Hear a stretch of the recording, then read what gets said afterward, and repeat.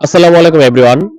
আমরা সকলেই জানি আগামীকাল 5 ফেব্রুয়ারি থেকে শুরু হতে যাচ্ছে বিসিবির অদম্য বাংলাদেশ টি-20 কাপ নামে একটি ঘরোয়া টি-20 টুর্নামেন্ট, যেখানে তিনটি দল অংশগ্রহণ করবে: ধূমকেতু, দুর্বার এবং দুরন্ত। যেখানে ধূমকেতুর অধিনায়ক লিটন কুমার দাস, দুর্বারের অধিনায়ক নাজমুল হোসেন শান্ত এবং দুরন্তর অধিনায়ক হচ্ছে আকবর আলী। তিন দলের অংশগ্রহণে আগামীকাল 5, 6 এবং 7 ফেব্রুয়ারি লিগ পর্বে তিনটা ম্যাচ অনুষ্ঠিত হবে। তারপর পয়েন্ট টেবিলের শীর্ষ দুই দল আগামী 9 ফেব্রুয়ারি ফাইনাল ম্যাচে মুখোমুখি হবে এবং সবগুলো ম্যাচই শুরু হবে সন্ধ্যা 6টায়। তার আগে বিকাল 4টার সময় সাংস্কৃতিক অনুষ্ঠান শুরু হবে। প্রতিদিনই সাংস্কৃতিক অনুষ্ঠান হবে। এখন কথা হচ্ছে 5 তারিখ আগামীকাল উদ্বোধনী ম্যাচে কারা কারা মুখোমুখি হবে। আগামীকাল 5 ফেব্রুয়ারি সন্ধ্যা 6টায় উদ্বোধনী ম্যাচে মুখোমুখি হবে লিটন কুমার দাসের নেতৃত্বাধীন দল ধূমকেতু একাদশ এবং আকবরের নেতৃত্বাধীন দল দুরন্ত একাদশ।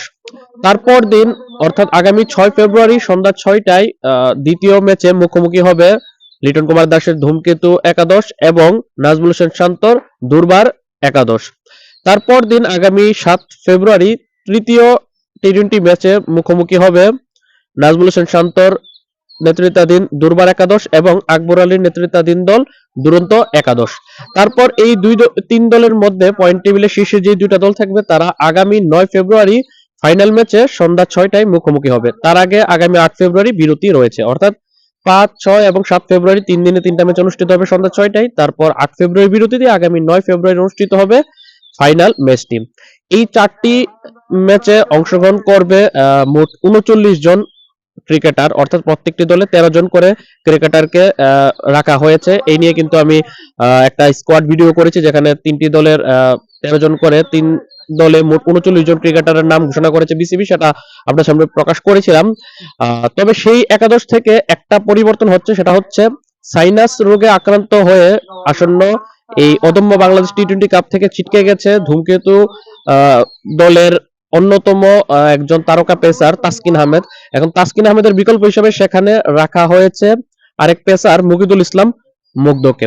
এছাড়া নাইম শেখ এবং সৌম্য সরকার, এই তিনটি দলের কোন দলের স্কোয়াডই নেই। মূলত নাইম শেখ পবিত্র উমরা পালনের জন্য ছুটি নিয়েছে, যার কারণে তাকে এই তিনটি দলের স্কোয়াডে রাখা হয়নি এবং সৌম্য সরকার পিতৃত্বকালীন ছুটিতে রয়েছে, যার কারণে সৌম্য সরকারকে এই তিন দলের কোনো স্কোয়াডে রাখা হয়নি। এখন কথা হচ্ছে এই ম্যাচগুলো আপনি দেখবেন কিভাবে। এখন যারা মাঠে গিয়ে খেলা দেখবেন তারা তো টিকিট কেটে খেলা দেখবেন। গো বিসিবি টিকেট gov.bd বিসিবির যে টিকেটের ওয়েবসাইট রয়েছে, সেখানে গিয়ে আপনারা টিকিটগুলো কাটতে পারবেন। অলরেডি তিনটি ম্যাচেরই, অর্থাৎ 5, 6, 7 ফেব্রুয়ারি তিনটি ম্যাচের টিকিট অনলাইনে অ্যাভেলেবেল আছে, তাদের ওয়েবসাইটে গিয়ে আপনারা টিকিট কাটতে পারবেন। আর এই এর বাইরে খেলাগুলো যারা টিভিতে দেখতে চান তাদের জন্য টি স্পোর্টস, বাংলাদেশের একমাত্র স্পোর্টস চ্যানেল টি স্পোর্টস, তারা সবগুলো ম্যাচই টিভিতে সরাসরি সম্প্রচার করবে। এর বাইরে যারা স্কুল কলেজের স্টুডেন্ট রয়েছে তারা তাদের আইডি কার্ড এবং ইউনিফর্ম পরে গেলে খেলাগুলো মাঠে বিনামূল্যে দেখতে পারবে ক্লাব হাউস গ্যালারিতে বসে। আর টিকেটের মূল্য ধরা হয়েছে ইস্টার্ন গ্যালারিতে 100 টাকা, নর্দার্ন গ্যালারি এবং শহীদ আবু সাইদ স্ট্যান্ডের টিকেটের মূল্য ধরা হয়েছে 150 টাকা, ক্লাব হাউসে 500 টাকা এবং গ্র্যান্ড স্ট্যান্ডে ধরা হয়েছে 1000 টাকা। এগুলো হচ্ছে যারা টিকিট কেটে খেলা দেখবেন। আর যারা স্কুল কলেজের স্টুডেন্ট তারা তো ইউনিফর্ম এবং ভেরিফাই আইডি কার্ড দিয়ে তারা মাঠে বিনামূল্যে খেলা দেখতে পারবেন।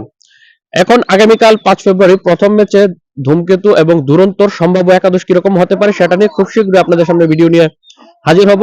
এছাড়াও আরেকটি গুরুত্বপূর্ণ বিষয় হচ্ছে, আমরা সকলেই জানি এই টুর্নামেন্টটিকে 2.5 কোটি টাকা টুর্নামেন্ট বলা হচ্ছে, অর্থাৎ ক্রিকেটারদের প্রাইজ মানি, অর্থাৎ চ্যাম্পিয়ন রানার্স আপদের প্রাইজ মানি, ক্রিকেটারদের ম্যাচ ফি বাবদ 2.5 কোটি টাকা ধরা হয়েছে। মূলত অ্যাকচুয়াল ফিগারটা হচ্ছে 2,56,50,000 টাকা।